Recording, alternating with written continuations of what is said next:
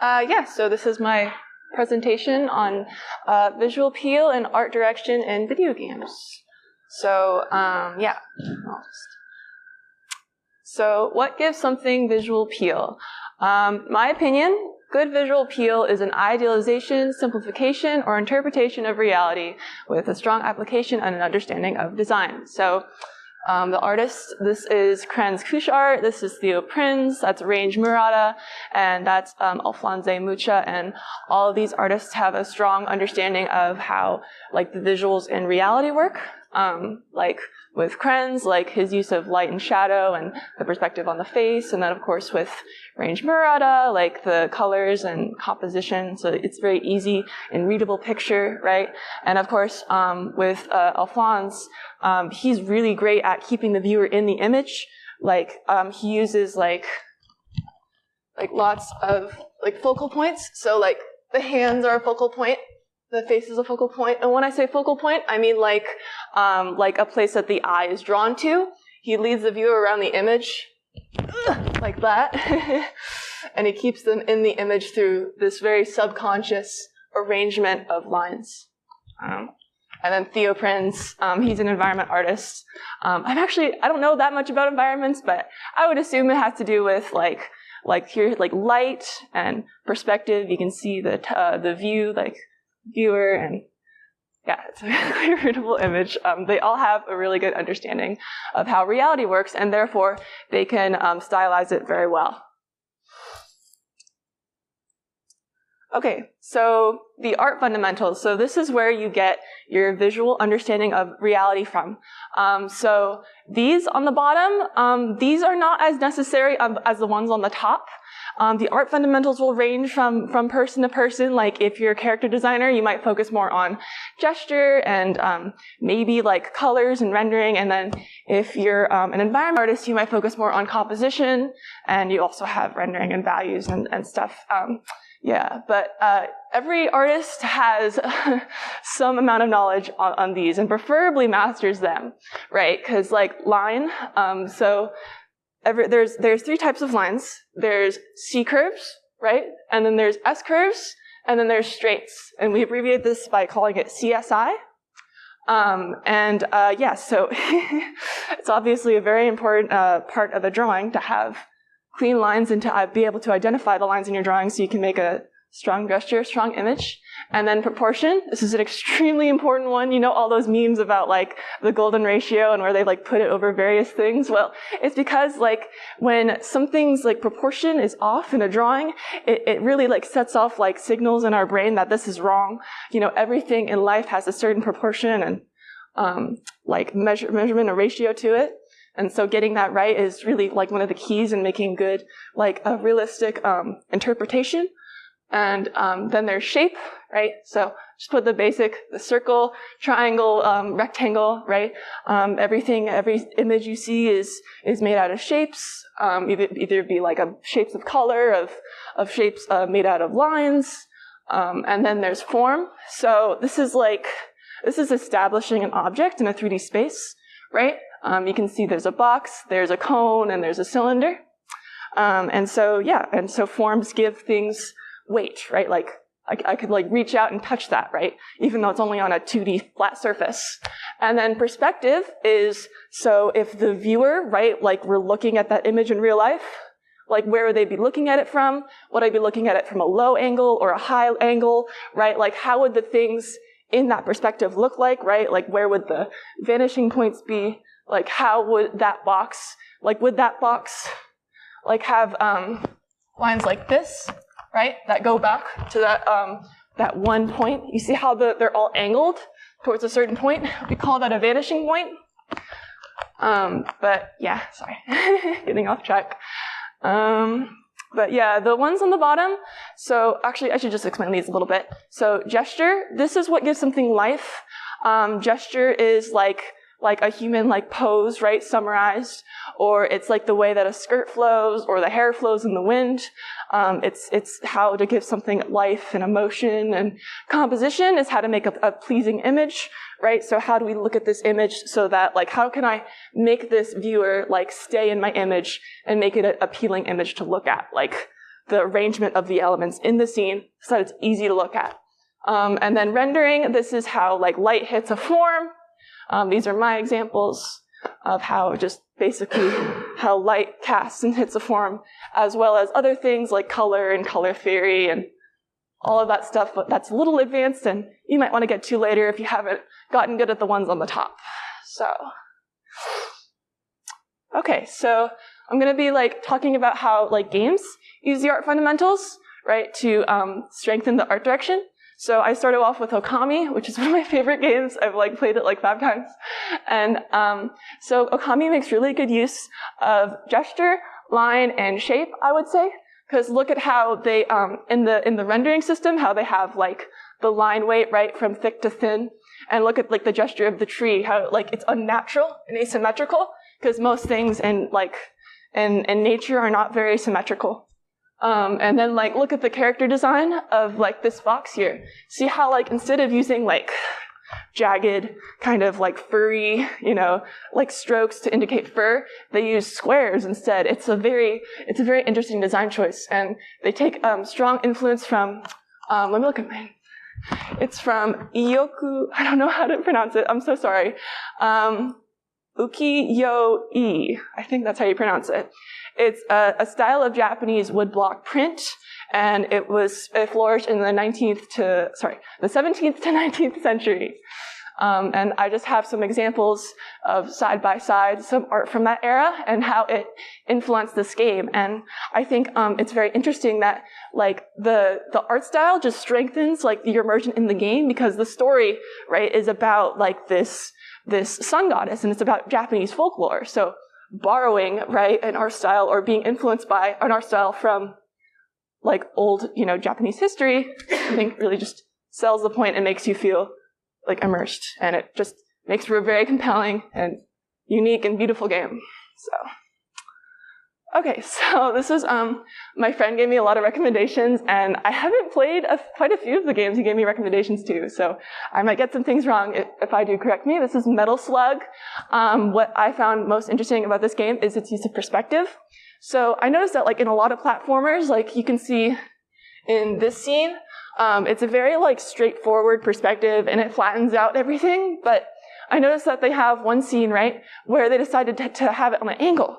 So like look how comparatively to this, like look at the camera angle. You can see the tops of the buildings and you can see how their vanishing point, like I don't know how to explain it, but yeah, so basically this is like a top-down view, right, of all this guy, I imagine, is shooting these people here, or maybe he's helping them.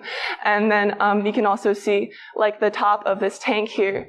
And I thought it was a really interesting way to present the game instead of having a standard like straightforward perspective like this. And also, not only does it make use of perspective, but construction. So like this character here, you see how it has like a lot of details and it has a lot of wiring and stuff, but like these could all be simplified into cylinders, and this could be all simplified into one box, and this could be simplified into a bunch of organic forms like circles and ellipses and stuff. But yeah, I thought this was a really great example of like why if you learn structure and perspective, you could use it to your advantage and make a really interesting and appealing game style like this. So this is Hylix. And I like this game. It's really unique. And it makes really great use of like color theory and form. So you'll notice that, the way that it really gets like such appealing colors is it has a very limited color palette. Like there's only there's pink, so yellow, pink, blue, white, black. That's pretty much it. Maybe there's a few other colors in between, but the way that it gets color harmony is through its very limited color palette, and it also has like forms, so you can see how the forms are like rendered, right, and they're given depth through this dithering, and it's kind of hard to notice if you aren't already used to it, but like see how like maybe like the darker pixels are like of dithering, right? They describe the form really well. But yeah, I think Hylix has such a unique art style, yeah. I was really drawn to this game and I wanted to cover it. So this is Cave Story. So this is just an example of just knowing the bare minimum fundamentals are still like really good in creating a really appealing game. Like you can tell this guy is not like a super duper master, but he still has art that's I find really appealing and very cute. Like I just grabbed this off of his site, I think, and these are some cat drawings he did. But something I noticed about Cave Story is that like see how a lot of the background elements here, right, in the environment is very dark. And then he makes, what's his name? Quote, right? He gives him a red cap and red pants so that he's easy to differentiate from the environment. He has a lot of contrast, right, from the environment. And a great thing about pixel art, about starting off with pixel art, is that what a lot of beginners got caught up in is like detail, right? When detail is really just the icing, pixel art really focuses you to not worry about detail and just simplify things into their most basic forms. Like, even though this is just like a few squares, right, a pixel, you can still tell it's a hat. And I think it looks really appealing. Like, and I think it's really interesting how it gets detail in there through having his like you can tell that that's like a headphone or something, right? So, yeah. Cave Story is a great one. Okay, this is Owlboy, and I really like this game's art style too. It makes really great use of what's it called? Atmospheric perspective. So see how and also color. I'll get into that in a sec. See how like that island in the distance, how the color palette is very cool compared to the colors here, which are bright and saturated. That's because in the atmosphere, right, as things get further away, there will be more particles in the air, and all the light is casting down and shooting around, and that'll affect the way that things look in the distance. So the colors will be a lot less saturated, and they'll probably tend to be more cool if the sky is blue, like this. And so another great thing about Owlboy is its use of gray to make a harmonious color palette. So I would say the colors, in my opinion here, are pretty pleasing. Like the greens are very saturated, the blues here and stuff, but it makes use of gray to tie these colors together. So a lot of people think that in order to make a colorful image, you just spit colors on a canvas as saturated as you can, and therefore it'll look pleasing. But the best way actually to tie colors together is to have grays in between to ease the transition and to make them talk to one another instead of shout at each other, right? So, the roof of the house is a gray, right? Some of the reflected light from the sky here, coming underneath the cliffside. This is all a various amounts of desaturated grays and colors. And then, of course, to catch your eye, it feeds you, right, with the saturated colors, with the greens here. Okay. So this is a recommendation from William. So this is Darkest Dungeon. I haven't played this game, but I noticed that it immediately takes inspiration from Frank Frazetta, which is another one of my favorite artists, and Mike Mignola. Amazing fact about Frank Frazetta: he went to art school at 8 years old because he was just that good from a young age. Frazetta's greatest strength is creating readable images. And so the reason why this image is so pleasing is because it doesn't take your brain a long time to figure it out what it is, right?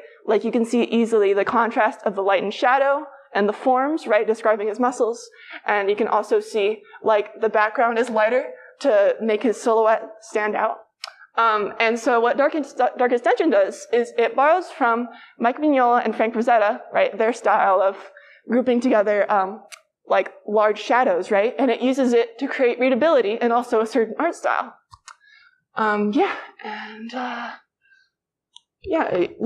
Darkest Dungeon uses these shadows to create shapes, appealing shapes, and readability. Just, same thing over and over again. But, so is Angela here? Oh, yeah, thank you for the suggestion. So this is Journey. I really love this game. I played it. It's a really beautiful game. Recommend you check it out. I think it's only $5 on the App Store. And so in this screenshot, it makes use of value and atmospheric perspective. So you'll see, this is something that comes quite a bit in creating depth. But there's it's just another iteration on perspective, basically, except with rendering. So see how the things in the background are a lot less contrasty because of, like I said before, the atmosphere, right? All the dust particles in the air making everything orange. And the more further away, the more concentrated the dust particles are, and the harder it is to differentiate from the sky in the background. And then as things get closer, they're clearer because there's less dust particles in your way that are blocking your view, basically, of the contrast. And I think Journey is a great game, and it focuses on exploration, right? So they have this very simple but easy to read character design. Like it's basically one big triangle, right? And then like a little bit of a square for his head. But yeah, and use a very dark value to stand out from the rest of the very pale desert. Okay. So, like I said before, pixel art is a great entry to art. And it's because it, like in Earthbound, like see how, like I talked before, color theory, look how limited the color palette for this forest is. It's basically just only cool colors. And then here for like this sauna place, it's mainly warm colors, right? And then they're able to describe the faces in as little information as possible, right? They just have dots for eyes, and they have big shapes for the hair. But they're designed really smart because look how colorful they are, and they stand out, especially Kumatora with her like bright pink hair against the environment. And Earthbound, like here, it makes use of isometric perspective. So you see how the building, instead of like having, how would I describe it? Like the lines on the building converge. See how they're all parallel to one another? I can't reach over there. I wish I brought a laser pointer. But yeah, instead of having them converge, they're all parallel to one another. And so I think if you don't feel like getting super serious into art and you're just like, well, I really want to know about art so I can make appealing games, but I don't want to like be a master or anything, pixel art is the way to go. You only need, what's it called? It's called graphic scale, or you can even use MS Paint to make a pixel art and a mouse. Plenty of artists do that. Plenty of pixel artists just use a mouse and some freeware. Okay, so in terms of drawing, these are like the most common beginner mistakes, right? So first one is chicken scratching. So see how like her legs look kind of hairy? This is just like bad draftsmanship. This is because the artist cannot draw in one long stroke, so they're just using their wrists to do this, right? And making several small strokes. But a good habit to get into is drawing with preferably your arm, but I mean, I just use my elbow if it's a smaller piece of paper. And trying to describe, right, the contour in as one long line as like possible. Like if you can describe the whole form with one line, that would be great. That's actually an exercise that you can do. But yeah, it's the goal, right, when you're drawing is to describe the form in as few lines as possible. When you're a beginner, you probably don't need to worry about that too much, but definitely don't get into the habit of chicken scratching. It's just bad. It just limits you. And like another thing about it is that like, look at like her arm. It has so many lines that I can't tell how thick her arm is, right? Like, is it this big or is it this big? It's hard to tell. And then for this one, this is symbol drawing. This is a really common one. Like, before you really like start to get into art, your brain just thinks in images as of like symbols, right? So instead of thinking of like how the eye looks in perspective and its shapes and its forms, you just think of like an almond shape like this, right? And you just draw an eye like that. Well, that's symbol drawing, and the reason why this person's drawing looks very flat is because they symbol drew the eyes, right? They didn't think about how they look about in perspective and how the forms would change shape, and they would look. And then this one, this is bad proportions. So I've chosen this example because it just shows how, like, even if you polish something, like, the flaws will still stand through. Like intentional or not, like, I don't know why this artist decided to make the hands the size of, like, a human torso. But, like, yeah, it just goes to show how important proportions are and how you can really get an uncanny effect if you're not being intentional about your proportions. It's best to learn how, like, human proportions are in real life, and then go ahead and stylize. Some artists like to make the legs longer or the torso longer than normal. Like, it's up to you. You know, as soon as you know the rules, you can break them. But yeah, and then probably this one is the worst one. Cardinal sin is avoiding weaknesses. A lot of beginner artists like have their like characters like this, or like have their like hands in pockets or something. And like the issue with that is, one, you're like avoiding something that you could probably like work at and get good at, and then, you know, use in further drawings to maybe express a point, right? And then two, also problem with hiding hands is because like this looks very sinister, right? Like, what if I'm hiding something behind my back? Like, I don't know what's in their pockets. Like, how could I trust this character? It's fine if you're like making a character that's like not supposed to be trustworthy, but like if it's unintentional, right? It's just not good. Like, everything in your image should be drawn with intention, ideally, right? So anyone can draw. Like, there are a ton of excuses people make, like, I wasn't born with it, I don't have a gift, I'm not talented enough, I'm too old to learn how to draw. Well, this person doesn't have arms, they draw with their mouth and their feet. This person's blind, so John Bramblett, and this person, Fires, they started at 28 years old. So you can definitely draw, doesn't matter, as long as you're dedicated and persistent to your craft, you know, and studying, you can draw. Anyone can draw. So how should I study, and what to do first? So this is your assignment. You don't have to obviously do it if you don't want to, but I'd be very happy if you did. Just create a copy of this drawing by Picasso of Igor Stravinsky, upside down. And what this does is it stops your brain from thinking in symbols, right? Stops your brain from thinking, this is an eye, so I'm going to draw an eye. It trains your brain to think about like the angle of the lines, right? And in shapes, like what's the shape of the eye and the nose? And of course the proportions, right? Relevant to each other. So like if I want to get the facial measurements, right? Like, how big is the ear compared to the nose? How big is the mouth compared to the ear? Just have like one unit of measurement and then compare everything to that, and you should be able to get your proportions right. It's really hard. I mean, I still struggle myself with proportions and, you know, getting accuracy and stuff, but with time and practice, every artist has been able to do it and master it. You know, it's not super rocket science. It's just dedication, practice. Yeah, so art can be maybe a little overwhelming. I know I presented a lot of stuff, but just try not to overthink it. Just focus on one fundamental at a time if you can, maybe two at a time, and just start with the absolute basics. Like, a lot of people start off with just making long, confident strokes on a page and drawing shapes just so that they can make a straight line, or they're able to control the way that they draw a curve or something, and yeah, that's how you'll feel most of the time. So, yeah, so that's the end. If you have any questions or anything, any stupid questions, I'm happy to answer those because I'm good at answering easy questions. So, yeah.